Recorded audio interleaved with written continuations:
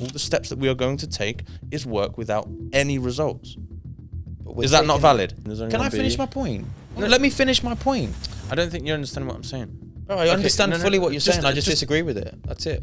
I never said that we can't do it. Just what's uncertain? We're gonna keep going until we do it. There's no uncertainty there for me. It's done. We're already doing 50 G's a month.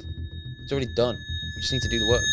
That's still an uncertainty, bro. You just have to wait until you are fucking rich. Until you are successful. That's the same for every other entrepreneur ever in history. Not me. Ladies and gentlemen, welcome back to another episode of the Gooms Podcast. 90% of you guys are actually not subscribed, so please make sure you hit that subscribe button and turn the bell notifications on so you can get notified every time we release a podcast. Enjoy the episode. Push. I think that's how we should start this pod. What? The boys are back in town. The boys are back in town. The boys are back. Yeah, baby! Round of applause in the studio for the Gooms boys. We're back. We touched down England, man. We're back. Episode 40. Motherfuckers! Is it 47 now? I do this every episode. It's fucking crazy. We are 5 episodes away from a full year. That's mad. That's fucking crazy, innit? Yeah, because it was early Jan. Yeah. That is crazy. We've been working, man. That's gone fast. Yeah, it has. Do you know what? I wait quickly. Let me bring everybody in. I'm going to go into the point that I was thinking of the other day when I was driving. It's quite. It's an interesting way of perceiving time. But yeah, everybody, welcome back to the Gooms Podcast, episode 47. Ladies and gentlemen, we hope that you've been well. Hope you've been enjoying the Gooms Podcast. Sorry that the last episode came out a little bit late. I was just about to say, I want to address something. Just, guys, we were in Dubai for the business, and of course the podcast comes into that, but we just had a few things that didn't line up. Some guests. Even the pod didn't get lined up until... But no, the pod today didn't come out until, we didn't film it until Saturday. So it's getting it out, and then we flew on... Shut up. And then we flew on Sunday, so it took ages. Yeah. It was just... we had some export problems. It was sticky, yeah. But listen, we're back, boys and girls, and we're back with a bang, man. We've got fresh ideas, fresh concepts, We're just, getting ready for 2024, man. Fucking make this our year. But yeah, go into your thought. I don't like that saying. What? Make this our year. Why? Because why do people use a year as a time period to make something that we used to say it, but the more I think about it, I'm like now is my time, if that makes sense. Yeah, I know, but 2024 will naturally be a year where we grow a lot more than we have in 2023. So you're just making it I hate that, but it's I don't know. Why you have to be fucking now's my time. Now's my no wait, okay. This is how the way to perceive time. It's not a groundbreaking thought, but I thought about it and it was an original thought that I don't think anybody's ever said before. But so time goes fast. So the way that I thought about it was these past 3 weeks, yeah? When we were away, 3.5 weeks, how long? It felt like the time went really fast. But then when you think about 3.5 weeks ago, it felt like a long time ago, didn't it? Well, for me, it did anyways. So you perceive time as fast, but then when you look back at a memory, it was long. Do you get what I'm trying to say or not? So, okay, but what's your what's the point? That just is. It's about perceiving time. That is the point. Oh, I said that it was about perceiving. I wasn't going to tell you a story. I said to you from before that was the point. Well, yeah, time. No, it's true. It's true. Time. I've never heard anybody say that before ever, and I was thinking about it because it felt it felt like it was ages ago from when we first landed in Dubai. But how fast did that 3 weeks go? But I don't think it went fast. I just think it just came. Well, time feels fast when you're in the present, if that makes sense. Whenever someone goes on holiday, or even this week, we're on Wednesday. Was it Wednesday? Yeah, Wednesday. These past since we've gotten back, it's gone fast. I can't believe that it's Wednesday already. Yeah, but life just goes fast because we're moving, we're doing stuff. But then does us getting on the plane, does that not feel like a long time ago? But it was a month ago. No, even getting back, that's what I'm talking about now. Oh, I know it wasn't ages ago, but it still feels like Sunday wasn't I know it wasn't ages ago, but it still felt like it was a bit of a long time ago. But if you tell yourself that you think it feels like a long time ago, it's going to feel like a long time ago. But you think? I just think that's how people perceive time. Whenever anybody goes on holiday, they're like, "Oh my god, that week's going to go so fast," and it does go fast. But then, it feels like ages ago from when you first got there. But I don't think that's because that's how people perceive time. I just think that's because when you're on holiday, you're okay, I wake up, we're going here, then we're coming back, then we're showering, then we're going here for dinner, then we're going here for drinks, and it's like, okay, next day. And think because you're moving quickly and you're having a good time flies when you're having fun. If they were sat in their hotel room feeling fucking ill and watching Netflix, I guarantee that week would feel longer. But I'm not talking about time in the present, though. I'm talking about when you get to the end of a week and the start of a week. Yeah, but you said that week that week flew by. That week feels like it was so quick. Yeah, because I was being someone that was at the end of that week that was comparing it to the start. Does that make sense or not? Yeah, I know what you're saying, but what I'm trying to say to you is, when someone would say I'm going on holiday, the week's going to go so quickly. That week is jam packed with the schedule. If you're sat in your hotel room or sat in bed and you're ill and you're looking at the fucking ceiling, the week's going to feel significantly longer. No, but even like, well, after we'll finish this quickly and we'll move on, guys. Sorry, but so like if we did a full week in the office, bro, that felt long, like we're doing like lots of like treacherous work that we just didn't really enjoy. But then if we still get to the end of the week and it would be like that week would have like, it would have just gone like, and that's why I feel like they go fast. Like the week just disappeared, isn't it? So it's why you perceive time as fast. But then that Sunday before, I think that's just a personal thing for you, bro, because it can go both ways. You can have a really busy week, like, oh, thank God that's over. Fucking hell, it dragged. Or you can have a really busy week and be like, oh my God, I was flying this week. It just flew by. Mm-hmm. It's a perception thing of how you kind of, how you think around it. I don't think it's necessarily like, oh, it always goes quick and then it feels like ages ago. It's just how the saying should be, how you look at it. Time goes fast, but memories last long. Fuck's sake.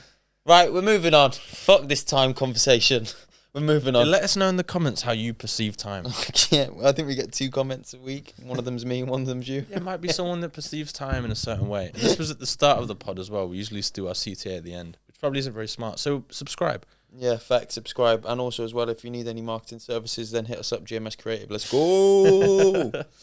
But yeah, talk to me, bro. How was Dubai for you, man? Because I know you had obviously the people at home know as well that you had a kind of rough week where you felt a bit shitty and a bit ill and stuff. But other than that, did you have fun? Did you learn some things? Did you meet some cool people? Yeah, no, Dubai was cool.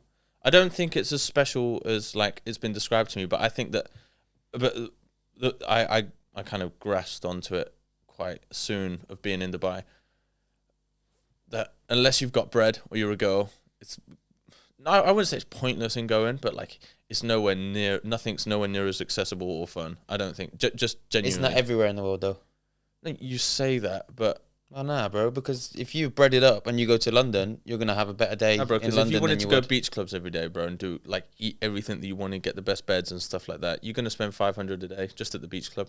Yeah, bro, but that applies to everywhere, no? Let me take you but for instance, though, the best place I can compare it to is Cyprus, but if you want to go get one of the nice sun lounges at Mackenzie, I know it's Mackenzie and it's not a beach that they made in Dubai, but that's going to be £40 a person. Yeah, and then you get but the food, then you get the sushi, then you get a duck salad, then you have a couple of cocktails. The food's still going to be just as good. And how much would the food come to? 100.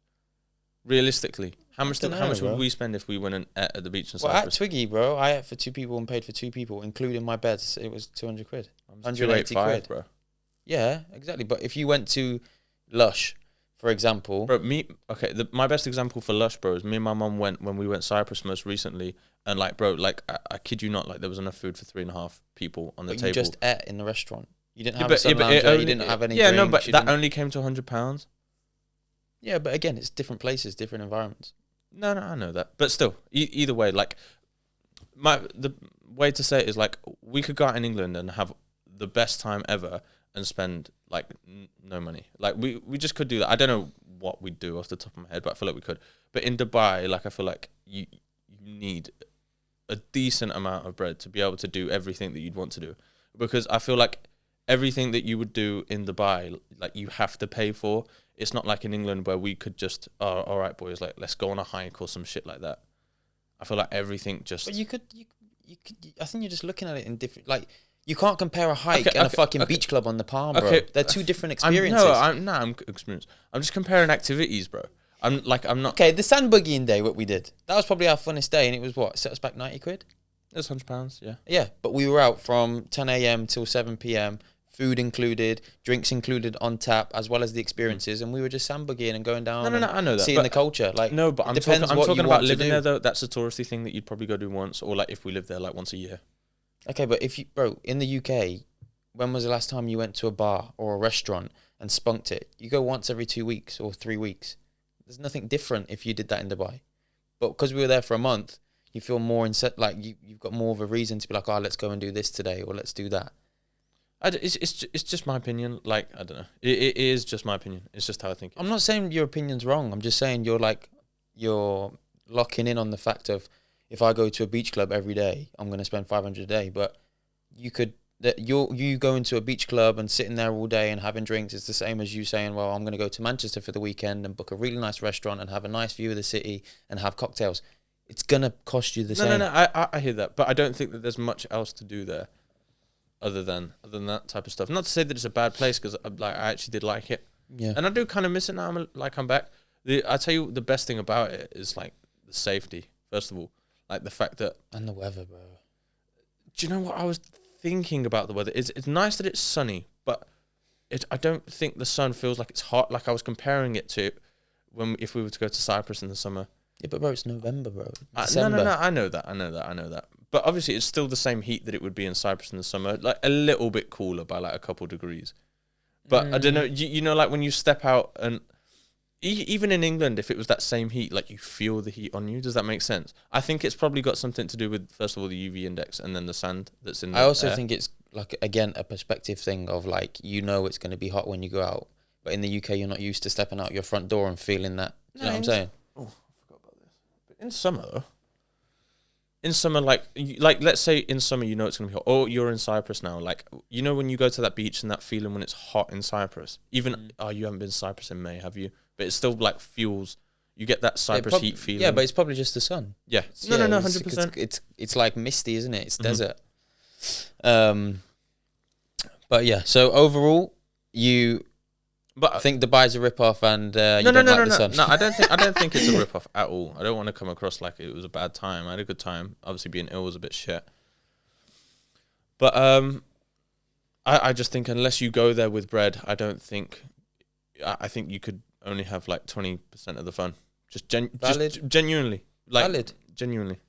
Like in Cyprus. We gotta make some money. In Cyprus or England, I know for a fact that I could have 80% of the fun than if I was breaded. I do think that. Genuinely. Bro, because what makes me happy is like banging gym, going on runs. By the way, Dubai is not a good place to run, just for everybody wondering. But you can bang a gym just in a better gym. There's a sick gym I went to. I went to TK MMA Fit. It's a sick gym. It's fucking class. Cool. I would like to train there again. Eh? I would like to train there again. And we met some good people as well, man. I probably exchanged like details with like 30 people over there, 40 people. I think that's the best thing about Dubai, is that everybody goes One of the best things, defo. Everybody's there like to just be better. Everybody's there to better themselves and to grow. And when you have that mentality, you're more in touch with other people that are doing it. Do you know what it is though? Well, not. Do you know what it is? I don't want to come across with like a different opinion or like I have like a negative view on the people over there, because everybody that I encountered with was super positive. You click with them straight away. Everybody's quite similar. But if you lived over there and you got into a friendship circle, do you feel like that could maybe be different? What do you mean? What could be different? I don't know. More than meets the eye. I think that's the best way to say it. Then when you go over there and everybody's like, obviously everybody is friendly, and that would stay the same. But do you think that how friendly everybody is when you first interact with them and you exchange details about what you both, the value exchange that you both have for each other, if you lived over there and you had a click after being there for 6 months and you had a big circle of friends, do you think that would be different?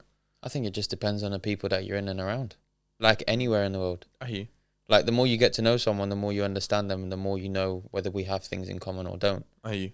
And also, as well, I feel like the more people would get to know us and see the way we operate and tick, they would gravitate to us more than they did off of a first impression. Because a first impression is just, how do you look, how do you smell, how do you make me feel, and what do you say? There's no real massive value. It's just, oh, bro, you look cool, or this guy smells really good, or he's got a swag, or he's surrounded by really gorgeous girls. Like, what does he do? and then that's your first impression, and then it's like yo, bro, you look dope or whatever, and everyone's always going to receive that well. But it's when you go deeper into actually figuring out what a person is and how. I mean, like the function. Yeah, but you'll just see the difference between the good people and the bad. And there's good people and there's bad people out there, but no one's a direct prick. Like, I've just massively realized the difference on being on the road.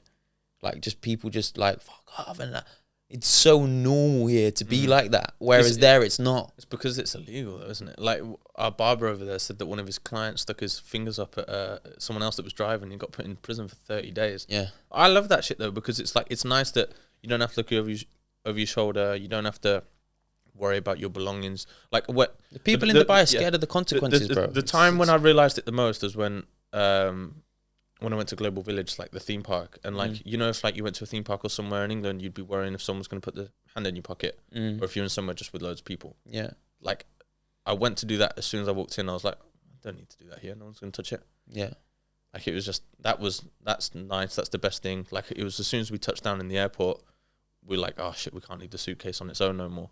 Yeah, literally when we got back in, I was like, hey, watch the fucking cases, bro, because we back in London now. We back in London, baby. Someone to snatch that shit. Yeah, because the people are scared of the consequences there, bro. It's as simple as that. They just respect them. Yeah, no, but respect comes out of sometimes a place of fear. Yeah, no, I was actually just about to say that as well. I agree. So, again, they obviously they respect the rules because they are scared of the consequences. Oh, I've got a Dubai story for everybody. Go on. We got chased out of the Dubai Mall by security. Oh shit! Yeah, we hadn't spoken about that, have we? We were, yeah. Well, we had going to call the police. Amar. Oh, by the way, Emar. If anybody goes to Dubai and they see the Emar signs on all the buildings and everything, when you. Yeah, literally. This guy, like, I actually saw a video about him. He's worth 300 billion now. He basically owns the whole of Dubai. He owns the Burj. He owns all the malls, apart from, is it the Emirates? I can't even remember. He just owns everything. He started out as the Sheikh's right-hand man, right? Yeah, something like that. Originally, he went to uni and he started a cake business, but that failed. Motherfucker was a grafter. The moral of the story is don't give up. Yeah. He started a failed cake business, and now he's worth 300 bill. But he defo got a head start from the Sheikh. Yeah. So is it Sheikh or Sheikh? I don't want to comment and offend someone. I think it's Dubai Sheikh. for 3.5 weeks. Sheikh. I think it's Sheikh. Yeah, it depends how you. It's spelt Sheikh, isn't it? Really, but the way that they'd say it with their accent would be Sheikh. Sheikh. The level of Sheikh. The level of wealth in Dubai is pretty crazy. Yeah, it's just normal to be on the like just see G Wizzies everywhere. The guys that run Dubai, it's not even like they're doing it anymore because like they want to. They're just flexing on everybody, like purposefully as well. Like you think it's just flexing, or you think it's just we want to make the best city in the world? Sheikh Mohammed, yeah, there's a building under construction, like a skyscraper, and whilst it's under construction, he's put a full wrap round of two sides, an LED billboard just with a photo of himself. No advertisements, it's just a picture of him. Yeah, but bro, for him, like for the people of Dubai, like that's how they're very like that's our king. Like they're very traditional and like not behind in their ways. I actually think it's quite nice, but it's like more traditional and more like very cultural and stuff. And like that's their king. Like you would never imagine someone doing that to the Queen because then someone would go and put a mustache on her face with spray paint and shit. Like that. Do you know what I'm saying? It's just that is different. It is just different there. Do you think that people would do that over there if the rules weren't so strict though? Oh, bro, I didn't meet one like Khalid literally said it last week. Dubai is the safest place in the world, yet all the criminals in the world are there.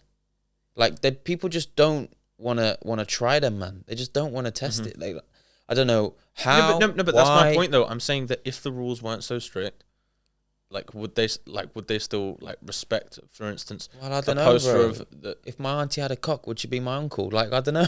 But I'm asking you for your opinion, bro. Would if they weren't so strict, but that's why they're in order because they have those respected rules. Like that's if the rules were more strict in the UK, would people be more respectable? Maybe not. I don't know. I'd like to think so, but I don't know. It's like it starts from the top. They lead from example, and then it runs through. I was thinking about Tate. What you said. You just reminded me about rules being strict about when he said, if you get caught with a knife, it's just send you to a prison in the desert in Saudi and just give you 1 meal a day, like one thing of water. Oh yeah, I actually think they should do that. It's It's the only way that knife crime would ever stop in this country. And publicly, he said I'd publicly humiliate them. I'd hang them on the Tower Bridge or some shit. Say, who wants to carry knives now then? Or like some of them. Was it like a video or something? I can't yeah, remember. I'll put we'll stream it on the news. You hang it from the bridge. I think that's the extreme. Like obviously, everybody would watch it because everybody would be curious. But like that's extreme. But genuinely, like the consequences of you going to be in the desert for the rest of your life, you get caught with a knife. Yeah, like, but it would stop it instantly. They'll just never do it though, bro. Because there's so many things that that's morally wrong. And if do you know what I mean? For prime minister, that's what I think. I'd vote for him. He would have my vote genuinely. Would he have yours? Yeah, probably. I mean, I'm not really too clued up. Boris Johnson. Or Tate. No, it's no. Oh no, Rishi Sunak. Is he prime minister or the mayor? No, he's the prime minister now. Yeah. Rishi Sunak or Tate. Is it Rishi Sunak or Rishi? Rishi. Is it? Yeah. See, that's how out of the loop I am now. I'm pretty out of the loop as well with politics and stuff. I mean, I think that I don't think politics are bollocks, but I just don't watch the news because I think it's infectious. I said this before the kind of the culture of like being against the Matrix was a thing. Flies. Aikido. But before like the culture of like being against the news was a thing, I was already against the news. Like at the start of lockdown, I used to have full blown arguments with like people about like the bollocks that they feed you and stuff like that. And even with my mum and dad, no one would believe me at all. Now my mum. The only news that gets put on in my house is Sky Sports. That's that. It was just before, like, I don't know, it's just one of those things. Like, no, I mean, always. there's nothing good to watch. It's never. I've never really grown up in a household where, like, you walk in and like in the morning we're watching Good Morning Britain and like. Nah, that was never like that. That was never a thing. Like it's just like for instance, like if you found out that there was a bombing or something, like I don't know, my mum and dad would put on the news back in the day. Oh yeah, but to be honest, probably so would I, just to see what's going on. Like the closest thing I can think of, God rest her soul, but when the Queen died, we had the news on just to watch and see what was going on and stuff. Like how much of that was actually true to what happened, I don't know. But it's just you just put it on, didn't you? I don't think I put the news on once. Hormozy. But then I switched it because Arsenal were playing. You just mentioned the Queen, but this is just a sign to anybody to start something. But this is Hormozy. Shout out to Hormozy, the guy. Wait, what's it got to do with the Queen? He posted 6 months after the Queen died. He posted a photo of her. Yeah, and he said, "You guys haven't thought about the Queen since the day after she died until you saw this post. Now this is how insignificant it will be when you pass away. Like, don't care what people think, basically. Yeah. So, if you care on what people think, stop and go do something." It's true though. The Queen, he's the best, the guy ever for this stuff. But it's like the Queen was one of the most significant people in the whole world, bro. Like one of the most recognizable people of one of the most recognizable countries in the world, and everybody forgot about her a couple of days after. Yeah. It happened. Yeah. No, I 1 million. I 100% agree. 1,000,000%. And Hormozy as well. Like he's very direct with things like that, innit? And I love that. I love how he's like, no one gives a fuck. Like nobody gives a fuck. I feel like I'd get on with Hormozy, genuinely. I feel like characters are quite similar. I feel like Hormozy would just get like, and I think you would just get on with a lot of people. I think Hormozy would just get on a lot with people just because. But I feel like it's because Hormozy's very simple though. Like, I love how simple he is. Like, it makes me happy. Like, he wears the same thing every single day. Like, you see simple, motherfucker's complex as fuck upstairs, bro. I know that. But what I'm talking about is the things that bring him, like, joy is he enjoys building a business and going to the gym. And, like, that's it. Like, he said it on numerous pods. Like, he doesn't even want to sit down and, like, watch Netflix or anything. He was like, what brings me joy is going to the gym and building my business. That's it. I don't care about anything else. I fucking love that as well. I don't think I'll ever be like that. I think I enjoy going out for, like, I love going out for food, like, and I really enjoy it. Like, I wish that we could do it more, but right now it's not the right time. But like when us boys will go out for food and like we'll have a couple drinks, not that like I advocate for drinking, but like I love the social aspect to it, where that's way more funny than a night out if we were to go and do that. Like when we sit around a table with some good food, it'll be the private room as well by the time that we're back doing it at the back of the restaurant. Yeah.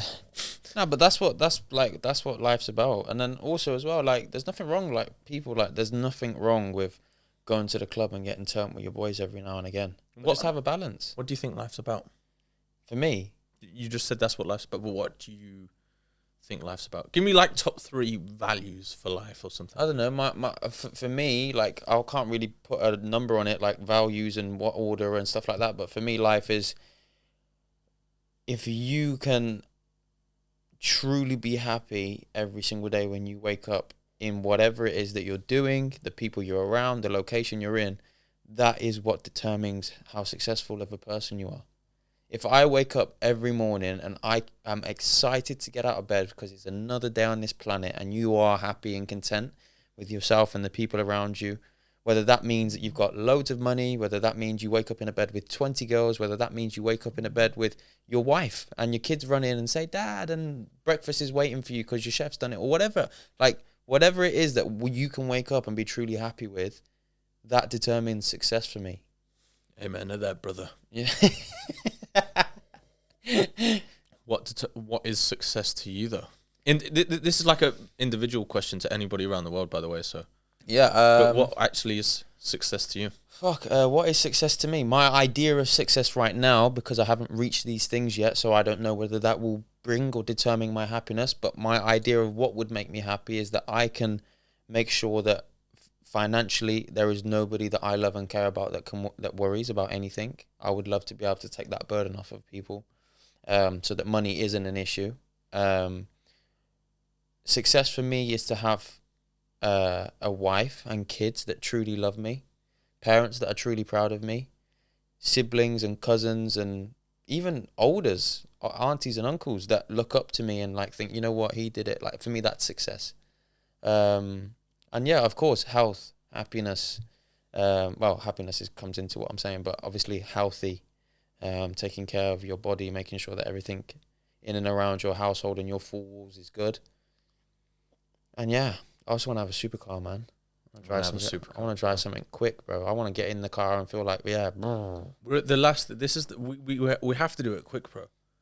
We actually, like, there isn't a fucking option. I've never even looked at it like this. If we want to drive a fucking supercar, bro, for a prolonged period of time, we have to do it fucking now. I know, because they're going to be electric by sooner 2030, rather bro, than you're not going to be able to buy a brand new combustion engine. Ferrari just released their last, in the 4x4, they don't call it a 4x4, but in their last ever fully combustion engine was in that. It was a V12. Because now they're doing the hybrids, though. Yeah. Just because it gives them that extra. But that's going to disappear by 2030. He's in the Lambo hybrid, though. Yeah. It's the replacement for the Huracan, isn't it? But yeah, it's fucking dope as well. But it's the last ever combustion engine from a Ferrari, bro. Like all these big car brands, like they're all doing hybrids now, and they're all going to go fully electric. Classics. That's the thing. Those prices are going to skyrocket. One thing that I want. So my dad used to have a staff at the shop, and the staff's girlfriend, his name was Ashley. Ashley, if you're listening. Like a dog, a staff? Or no, a member like of staff? a member of staff at the shop. His girlfriend, her parents were quite well off, and he used to modify cars, and her parents had a racetrack in their garden. So he used to go. He had a little Nissan Micra that he did. I think you told me he used to go around the thing and just that'd be fun. It. That'd be fucking. I think the amount of stupid whips that we'd buy just to go around, get go-karts. I feel like it would just like you would get a bit bored though. Like after a bit, no, surely the same track, the same corners. F1 drivers don't. I know they're doing they're doing different ones every week, but they go. Someone like Lewis Hamilton, he's going back there every year. Yeah, but bro, a track once a year, like a couple of times round, and then at the end of it, you get a fucking paycheck that says 1.5 million as well. Like, bro, that's. I don't think I don't think it would be the track that you get bored of. I think if it was the same car. Nah, because you're not, bro. Like these guys aren't. You need to remember that these guys aren't like, oh, this is nice. Like they're in there to compete, bro. I'm not talking about the F1 drivers, bro. Oh.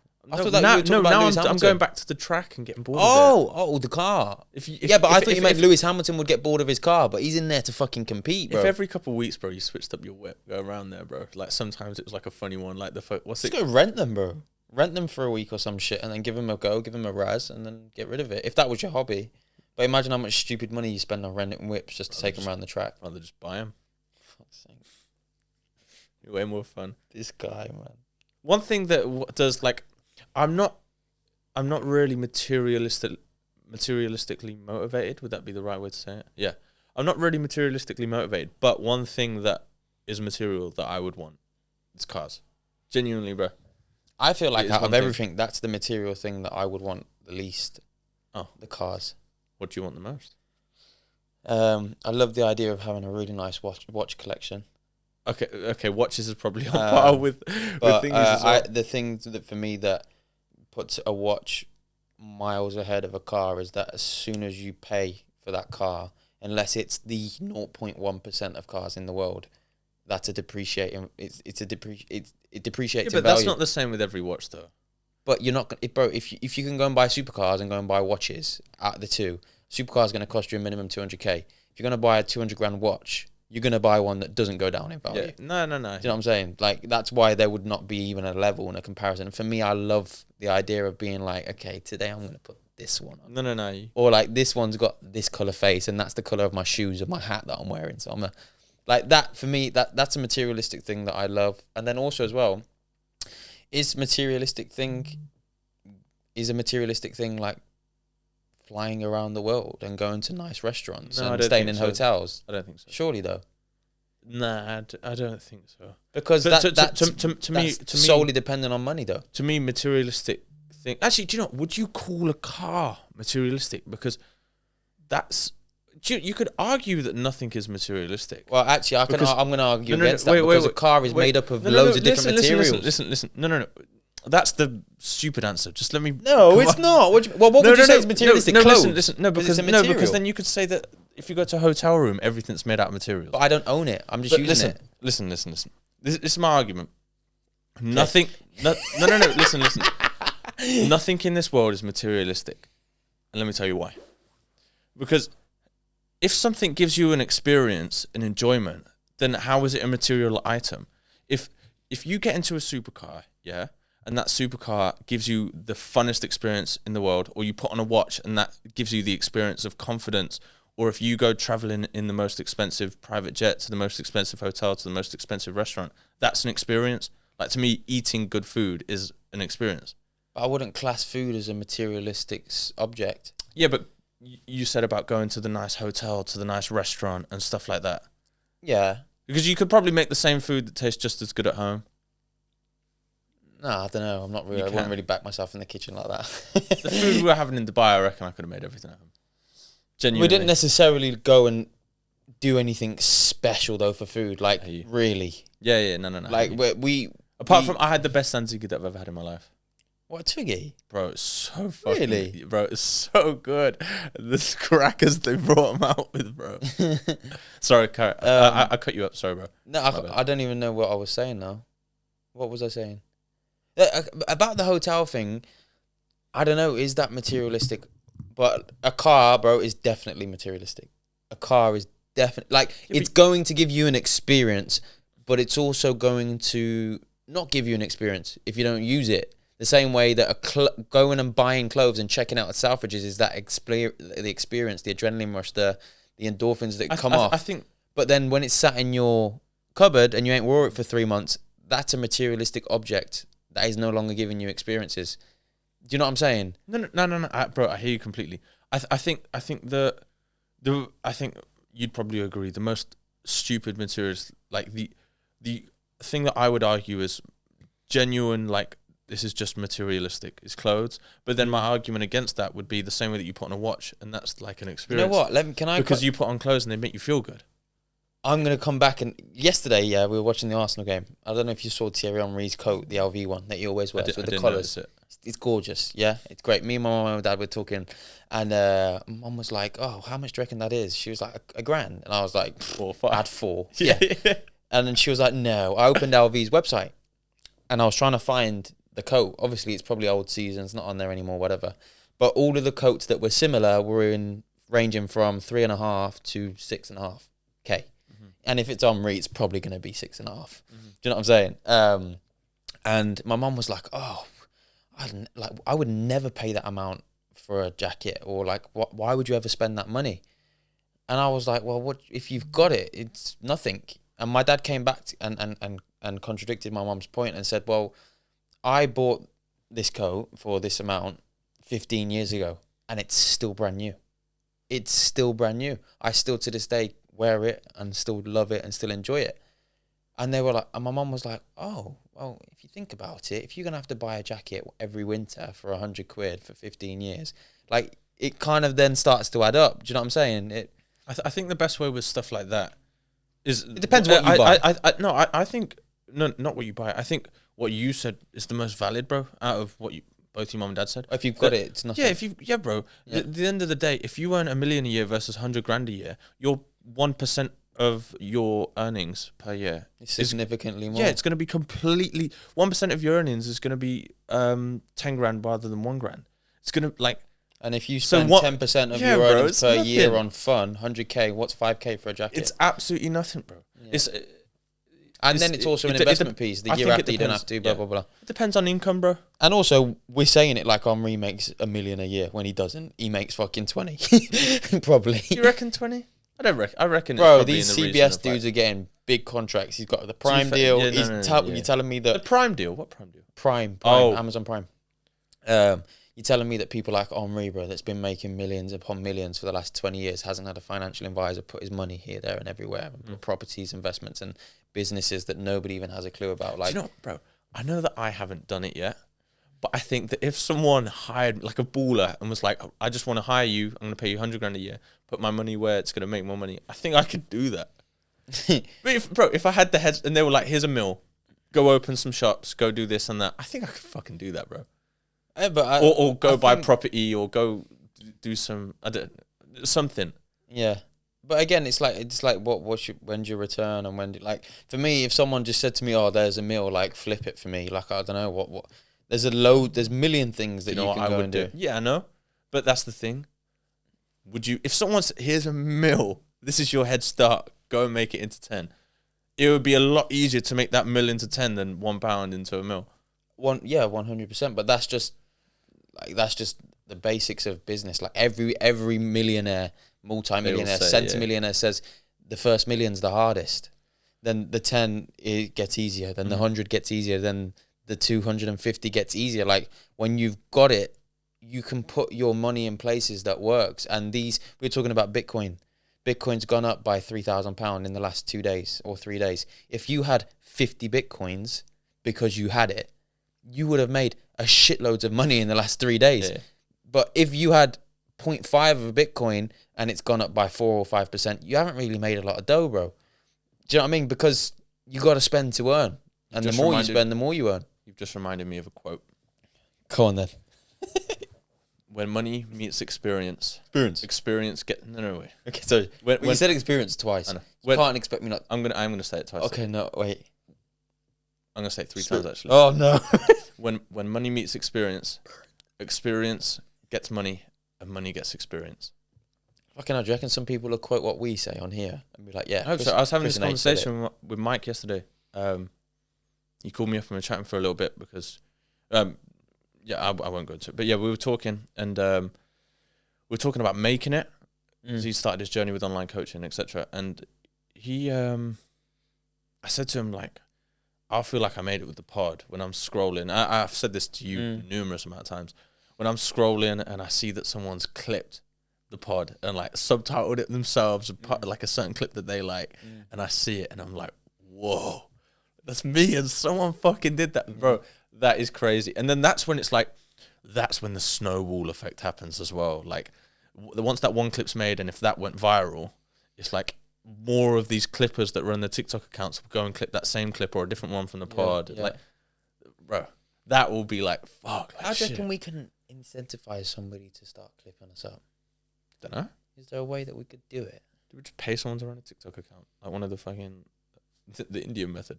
That's what the guy on TikTok that I watch, he always comes up on my FYP. His videos are like a day in the life of a clipper making 20,000 a month or something. You just make his business is just TikTok clips. That's all he does, and he just gets the ad thing from TikTok. And how he does all of his accounts now is he'll go find the clips, send them to his editors, and they run the accounts. Like they'll edit the clips with the GTA content, the video at the top, and then upload it to an account. He still runs accounts himself as well because he can, but he'll have like I think he's got like probably 2-3 editors. Let's see. They just run the accounts, and he's probably paying them peanuts. Say no more. Maybe we should have a look into it. What, for the pod? Yeah. Fuck it. I've got I've got a feeling. I know that in the next couple of months we're gonna make massive jumps towards our end goal because we've been given a plan and we've opened up our vision to a greater fucking world in what it is that we are doing right now. When we start to actually make some real fucking money in this game, bro, everything. Pod game or business? Or just both? No, business. Which will have an effect on the pod, because the more liquid we have, the more details we can go into. We'll have an actual studio. We can get a studio, exactly. We can pay an editor to make sure that even if the clips aren't good enough, just do 20 clips just to do them. Do you know what I mean? These little things that, like having someone go over and sort playlists on our YouTube shorts, these are all things that we can do, but because we're busy, we don't really do. Do you know what I'm saying? Little things, but just that feeling of like having a dough and really being in it is gonna like elevate everything, and then that's gonna have a knock-on effect on how you move and you operate and your aura, and then slowly but surely our networks will grow into the people that we want to be in and around, because that instant like respect will be there. Yeah, bro, we'll get put into rooms which we won't be able to get in now. Exactly. We'll have bread. Exactly. And we'll be, bro, like, for instance, we'll be the guys in a restaurant that have got the biggest table, ordering the most expensive. Someone's going to be, who the fuck is that guy? I don't know. Yes, so I own a marketing agency. And I thought of it whilst you're speaking. Obviously, because, like, having a pod is pretty, like, inevitable that you're going to venture into different revenue streams. What would you like to do to monetize the podcast? Yeah. What would you like to offer to our audience? I would love to be able to, I couldn't tell you what it's going to be, because I have no idea, but I feel like it will slap us in the face and we'll know when it happens. But to create an absolute banger product that really resonates the podcast and us and our viewers, like for me, that would be something that's would be so amazing. What product though? That's just off the top of your head, what interests you to make? What would it be? At the moment, the only thing that I'm interested in making is dough, bro. No, bro, I'm talking about a product. Like, there's not one product. There's not one. That's what I'm saying. I don't know what it is now. A drink. Like, I don't know, a nutritionist, like a protein bar. I would, like, if I'm going to sell a product, the thing that I would like to sell the most is value. So for me, like, where my head would go to if I was going to sell anything, it would be a teaching course where someone's going to buy something and then they can better and grow themselves. Like, I can't say to you, like, oh, I really like to make T-shirts, like, because I don't, unless it resonates with the pod and people are asking for it, or we get put in touch with a fucking sick manufacturer that makes it plausible and we can do some shit that, okay, it probably would be quite cool to wear our own clothes. Do you know what? Mine sportswear, bro. Imagine being able to like it would be so sick, bro. Like being able to rock up when I do like a marathon, or like if I did a high rocks or something. Like fucking like George Heaton does. 7 boys, yeah. Full GMS Sports. Yeah. I don't know. No, that's a terrible name. Yeah, we'll call it something different. Don't really. But like, bro, the innovation we would do to the sportswear industry would be unseen Nike across the world. Literally. Gymshark who? The first innovation that I've already got is you'd have a running jacket, but with a phone slot. That's nowhere. So that your phone's accessible. You're just on the running. Is it practical vest. though? How tight is your jacket going to be? Bro, it would. I guarantee, as a runner myself, I would buy that jacket. But are you telling me something that's on an angle? Like, you'd have your normal pockets. Just have a little pocket, bro. It wouldn't have to be here. I don't know where it would make the most sense. When you're wearing a jacket though, like you want it to be like free flowing and stuff, innit? No, you don't want it to be like no. I know that. So when your phone's there, it's gonna do that. No, but there has to be a way around it, but some type of innovation or something. I feel like that's probably why it's not been done though, because they can't figure out how to make something that's not a skin that's gonna hold your phone. Because everything that does hold your phone is tight, so there's no movement. Nah, listen, I hear you. But there has to be a way that you could do it, bro. There has to be a way. There'll be your way, but Nike probably beat us to it. I think some good running joggers as well. Like good, like a solid pair of joggers that you could wear, like to the gym, to run in, to do like a conditioning session. Like that's something that I have struggled to find. I mean, I haven't owned many. A lot of people do the tights though, don't they, with the shorts? Mm-hmm. That's another product that we'd offer as well, but ours would be more functional. Yeah, but like you'd have to have the little side pocket for your stuff, and then like a little snuzz holder. Genius. Come Come up up with their own snus. There you go. That's it. I told you. It slaps in the face. There you go. Fucking hell. Told you that. What would we call Now it? that is something that resonates with me, you, and everybody at home. So fucking hell, that's what we're doing. What would we call it? GMS pouches. Nah. Give me some Something goodness. creative. Goodness, that's, goodness. no, that's terrible. What would we call it? I don't know. Give me some time. It'll slap us in the face. It'll slap us in the face. It'll come back around. I know, we need a quick name now. Like, it's like The team, gummies. the design team. Gummies instead of gummies. Because they look like little wine gums, and we'll make them look like wine gums in the packaging. They'll come different colours and have different flavours. We will be the first people. Oh my god. No. We will be the first people across the world to have a fully natural, unharmful pot of snus. Yes, and they're going to be made out of bamboo trees. You know when It's you open probably it? not a bad material for the actual pouch. Bro. Yeah, that's what I meant. You know a pack of Skittles when you open it, and they all taste the same, yeah, but they're different colours. That's what the snus pot's going to be as well. You ever seen that? Nah, I'd negate them if they're different Revolutionary. colours. I actually wouldn't negate them if they're All different. natural colouring. If you open a pot of snus and it was a rainbow, bro, you'd be like, what the fuck is in this shit? I'll be sick. I wouldn't. Yes, bro. That's making it on not even on my close friend's main feed Instagram story. What's on your Christmas list? Honestly, I said to my mom, I said, there's nothing that I actually want other than because I don't have them, and I'd go and buy them myself. And if you want to fucking go get them, great. But I really like the collars. You've actually got one. The E-Man Wax. Yeah, it's like a polo, but the long ones that you can wear in winter and summer. Oh, the one that I've got. The brown one that I wore when we were away. Is that Reese? Long sleeve one. Is it Reese? I was trying to find them everywhere, and the only place I could find them was Reese. So yeah, bro, I just said to my Marge, I was like, I'll wear them to meetings. I can wear them in the office. They're comfortable. They're like lightweight. You can wear them abroad, or you can dress them up with a big coat. Like I'll get a lot of practicality out of it. To get me another one of those, bro, they're fucking banging, bro. Yeah, they're so comfy. That's the only thing that I've kind of asked for, really.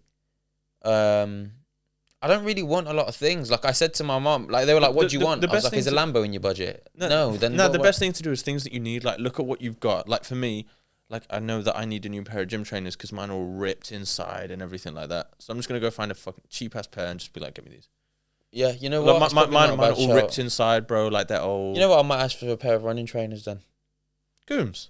There you go. That's a good investment. You've just inspired me. Good investment, bro. Yeah, because I'm gonna go and buy them anyway. So. Genuinely, if I'm you, get the Hoka Cliftons, man. I wish that I got them. Next, when my Invincibles are done up, I'm going to go get the Hoka. But they're just ugly, though. They're not that ugly, bro. But I like the idea of wearing, like, a cool Nike. Yeah, but bro, when you can, I don't know, go just for race day, if you get into running, go get a sick pair of Nikes. Genuinely. I saw E-Man doing his marathon in London, and he was wearing some Nikes, and they look cool as fuck. Obviously, that's race day, though, isn't it? He's gonna want the shoe that's going to make him the fastest, the easiest to run. But is that what it is? Is that what they're good for? Being quick? Yeah. So, like, you know my... So they're not practical? You know my bright pink ones? Yeah. So, like, sorry if I'm boring you at home. It might be interesting to some people. But they've got a carbon plating because it gives you more energy return. Yeah. But when you have a race day shoe, they'll only last... Oh, you! Yeah, you. I know you're looking at yourself right now and you're thinking, why am I not subscribed to the Gooms Podcast? Just f***ing do it then. Because it helps the boys out more than you actually know. Peace. You know, so out of like a race day shoe, you'll get like 200 miles. So like they're not very practical. Like if you're training for something, they're gonna run out straight away. Like you're not gonna be able to wear them. But what runs out? Like I don't get it. They wear out, bro, and like they're bad for your knees and stuff like that. Especially like because a carbon plate shoe, like the carbon plate will stop being springy and they get like firm and shit. But like for instance, the Hoka Cliftons will last you like 800 miles. I'll take that on board and see what I go on. Probably end up with some Nikes anyway. Yeah, even the ones that I've got are good, bro, as well. The Invincible 3s. But yeah, I want to finish off with something, and I want to ask you, in the last month, whilst we were away with the people that we met, what are you most excited for coming into the back end of 23 and for 2024? Preparing the business to go to the fucking moon at the start of the year. Yeah? Because when I did all the targets and stuff like that, the 1st of Jan to launch our new system makes the most sense, really. To get everything finished. Yeah. Yeah. Our new mentor, Khalid, who is on the pod, comes out. Oh, wow, he would have already been out now. Yeah. But he gave us the tools and said 6 to 8 weeks. I think by 1st of Jan, everything will be in place. worst case is a week after. But I think by the 1st of Jan, it's very plausible. No, that's more than plausible, bro. That's literally 3 weeks and the rest. Mm-hmm. Obviously, take out Christmas Day and all that stuff. But that's the thing for that whole week. For the whole week, like a lot won't be happening. No, like, because all the stuff will already be in place, bro. Mm-hmm. No. Everything else will just be ticking. So, but either way, I'm excited for the new system. Yeah. But I don't think it's good to start the system though around this time, because for business owners that will be targeting and stuff like that, during Christmas they're going to be with their families and stuff like that. Like everybody goes home for that week and then fresh start. Are you ready to take your business to the next level this year? But then people don't spend in January. They don't. January's a tight month because what do you need to do? Market. Also as well, bro, you're thinking about a massively, like a small business, i.e. our food takeaway family businesses. I hear you. Do you know what I'm saying? Like, yeah. The people that really are going to be willing to spend what they'd spend on marketing, what our packages are going to be worth, aren't going to be at that level of business. They're going to have things ticking. Every month they're going to have a marketing budget, and we're just going to cut into part of it. I hear you. Gets like that. But yeah, no, that's a very I think that's probably what, I was just gonna what mine would be as well. Like, I knew it'd be the same. Yeah, I'm just excited. I was literally having this conversation yesterday with my girlfriend, and I was like, after a year of like us fully committing ourselves to just trying to grow this and effectively testing the waters, trialing different services, like what do you know what I mean? What is our niche? Trying to tap into certain things. I feel like now we see the vision as clearly as possible, and we actually see a way where it's scalable quickly. And once it starts to scale, it's just going to keep going, because there's going to be, again, more liquid within the business so that we can reinvest into growing the team, to growing our just even our work facility, growing equipment, growing whatever, every single aspect that we need to grow in needs liquid, really. And once we've got it, that's where it's going to be going, because it's time to fucking scale up. And the sky's the limit, bro. This time next year, we could be doing some fucking 6-figure months. Really. It's possible. It's plausible. You're talking about the pathway being clear. The pathway to success. I saw this on Instagram the other day. I was fascinated. The pathway to success is the same pathway as it is to failure. You just have to go past failure. Like, it's the same pathway. You're on that same journey, but it's whether you choose to get off at failure or carry on to success. I like that. It's true. I saw it. I was like, wow. Never looked at it like that. Wow. No, but I was. It's the same fucking pathway, bro. Is. No, but it's just whether you choose to give up or carry on to success. But when I say like the pathway, like in my head, the way that I've previously said this, I think on the podcast, but imagine like those tree mazes. Yeah, and it clears out. And no. Yeah, like I can see a hole straight through the middle, which opens out, like, and at the end it is the big house, the family's mortgage paid off, the nice cars, the trips, the watch collection, the me and you saying, fuck it, bro, you're here, I'm here, let's meet in Monaco for the weekend and let's just have it out. Like, that's the end for me. And like, it's now possible. It's not that it was impossible, but it's now clear to me that that's how we're going to get there. Mm-hmm. Do you know what I mean? And we can get there with the systems and the things that we're putting in place right now. So like, when I say that the pathways become clearer, I 100% agree with what you said, and I think that's actually a beautiful way to say it. Like, just don't get off at failure, but keep walking through. But yeah, like, that's what I meant by, like, it's clearer to me. Yeah. Like, I can see the steps in which we will take to get to those places now. Yeah, it's just an exciting time to be us, to be honest. Arsenal fucking top of the league. Business is about to go to the next level. We've got 2 loving girlfriends and loving families. Things are slowly starting to come back together, bro. I said, what did E-Man say? He said, like, the best things always come after a fucking bombardment of shit. Do you remember when I said to you, I was like, bro, like, we've got something coming up around the corner that we don't even know about yet, but it's coming. Because we've had a bombardment of shit in different departments of whatever, like, in life, in loads of different things. But it's still though, even though we've been given all this knowledge and stuff like that, I don't want it to seem like I'm being negative, because I think that we can do whatever we set our minds to. And like I said, no. And like I said, that pathway to success is the same one as failure. It's just how long you stay on the pathway. Mm-hmm. But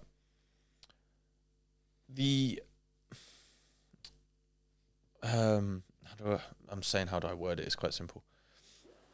The still the uncertainty of not really understanding whether what you're doing is correct or not is still there, because we don't know, because you put in continuous work to not really know if that will pay off, if that makes sense.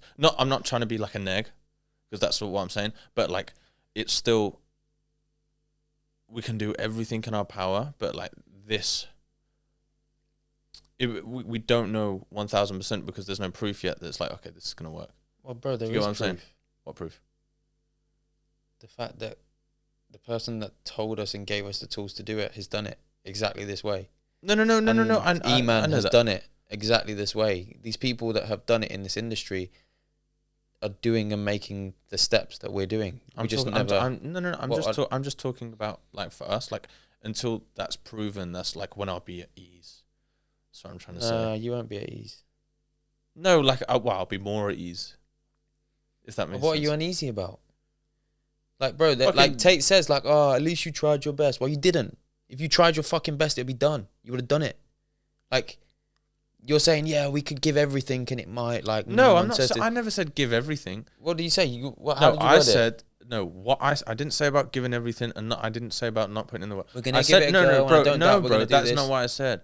I said there's still, because we have no proof that it is done for me and you, there is still uncertainty that the work that we are going to be doing will pay off. And that's the same for any entrepreneur, bro. I disagree. No, bro, that is the same for every single entrepreneur, bro. How? Well, why? I disagree because it's a proven business model that works. Why can't we do it? I never said that we can't do it. Just what's uncertain?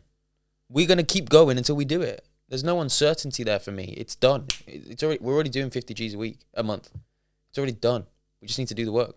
No, bro, I know that. But what I'm talking about is like, what's the uncertainty? That's why I'm saying I disagree with you. Because it's not like we're starting a new business with a new product that no one in the world has ever seen. You can be uncertain for that. We're offering services to people that businesses need. As long as we target the right ones, sell correctly, and our product is good, we will keep growing. That's a certainty. I never once said that, like, we're not going to do what we set out to do. I'm not saying you didn't either. I'm just saying, where's the uncertainty? I'm saying I disagree because I'm certain that this business model works. Because we have no proof as individuals that this is what's going to work for us, bro. So the uncertainty that the work that we might be doing might not be the thing that makes us fucking millionaires is, like, that's still an uncertainty, bro. You just have to wait until you are fucking rich. That, like, until you are successful. That's the same for every other entrepreneur ever in history. Not me. I'm certain that this is making me a millionaire. I am. Will there be other things that contribute towards it? Of course. Will there be other things for you that contribute towards it? Of course. Because you don't want to have a chair or a chair or table on one leg, because if that leg breaks, then the table and the chair is going to collapse. But if you have 5 legs or 6 legs, you can break 2 of them or 3 of them. The chair and the table is still going to stand. That's just how we will operate. Well, okay, I will operate. Wait. I don't think you understand what I'm saying. I understand fully what you're saying. I just disagree with it. That's it. No, bro, because it's like, what I'm trying to say is that you don't know what you're doing is right until it's proven. That's all I'm trying to say. We don't know that this is 100% right until it's proven, bro. That's all I'm saying. I disagree. I'm not saying that I can't do anything. Okay, well, let's take someone that's 20 stone, and for 3 weeks, he's going to just eat chicken and rice and go to the gym. That's right. You saying he doesn't know it's right because he hasn't lost his 20 stone yet. That's not valid. I never said about... I'm giving you the example. No, that's not the example, because I spoke about entrepreneurs, bro. Yeah, but bro, it's the same thing. If somebody's fat and they start doing the things that they need to do to lose weight, they will lose weight, inevitably. Regardless of whether they have proof of it for them, they have millions of people around the world that have done the same thing, that have followed those steps, and they're doing the right things to get to the place they want to get to. Bro, fitness is different because there's only one A and there's only one B. Can I finish my point? No. Let me finish my point. Like, so saying that because there's no proof for that individual yet, that him eating chicken and rice every day and going to the gym twice a day and being within his calories in a calorie deficit, there's no proof for him individually that he's going to lose weight is incorrect, because there is proof. There's case studies. Just because it hasn't happened for him. I'm not talking about fitness though. Okay, but I'm applying your point to fitness so that you can see. So my point now with the business model is there are millions of people around the world that, okay, maybe not millions, but millions, thousands, whatever, that are in the same business as us, that do the same steps as us and have become very successful from it. Just because we haven't got proof that it's going to make us successful, the model's there. So as long as you follow the model and do it to your best ability, which we will, I am certain that it will work. Bro, So no. That's listen, it. No. Listen, I still disagree with you, bro. Like I just feel like every person that's done something great in entrepreneurship, not fat loss, bro, not anything else, bro, not a fucking driving test, bro, and following the steps. I'm talking about pure entrepreneurship, bro. They go through a large portion of their entrepreneurship journey where they're uncertain about what is going to happen because they are doing work with zero results. And even over this next month, bro, all the preparation, all the steps that we are going to take is work without any results. Is that not valid? Yeah, but so there you go. Yeah, I'm not trying to say that anything's anything's saying impossible. It's uncertain. It is uncertain because But I'm not uncertain about it. You're just preparing. You marinate the chicken so that when you cook it, it's got flavor. I'm not certain that I'm certain that me marinating and doing the steps beforehand in preparation is going to make my chicken taste better than if I didn't marinate it. Preparing the system or the machine to have the results is part and parcel of getting the results and part and parcel of doing the work. Does it mean that we're going to make £100 million this year? That's an uncertainty. But will it make us £100 million in 100 years? Possibly. Do you know what I'm saying? Like, just because, do you get what I'm trying to say or not? Bro, I get what you're saying. I don't feel like you get what... Like, I'm not saying, no, bro, you're saying to me there's no certain... bro, because the same way that we have for the past year, even though we were less unsure over the past year, and then this next month we are still going to be unsure the last year. I know. Yeah, that's what I meant. Even over this next month, bro, we are going to be doing preparation for a new system, which for us, bro, like there is no 100% that this is what we are going to do it. Although I believe that we can, there's still uncertainty, bro.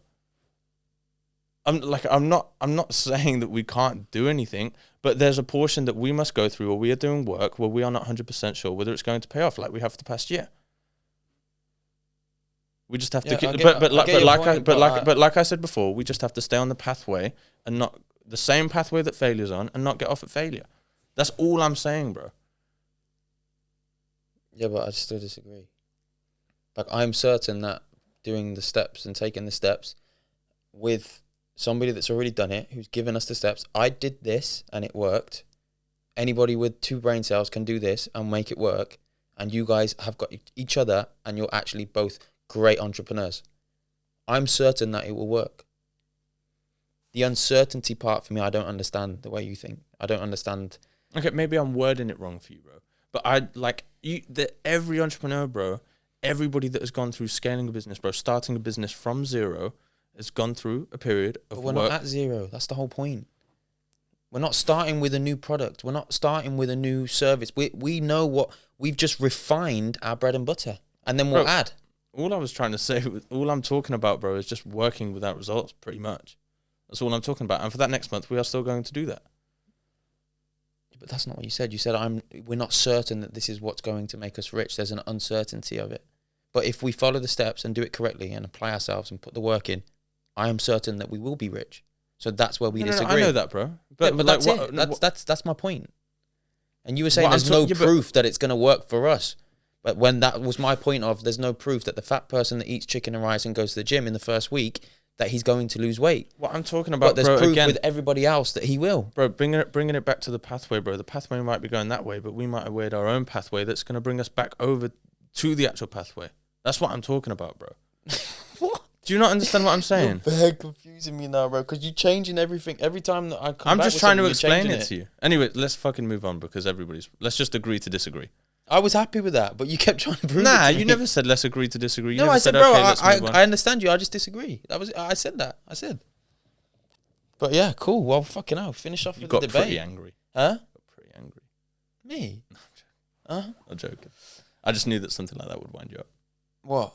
You saying that you got pretty angry. I'm not wound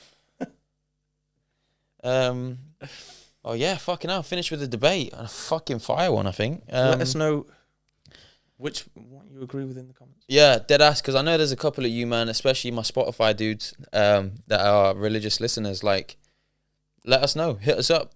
DM the Gooms Do you Pod prefer account. watching a podcast or do you prefer listening to it? Depends.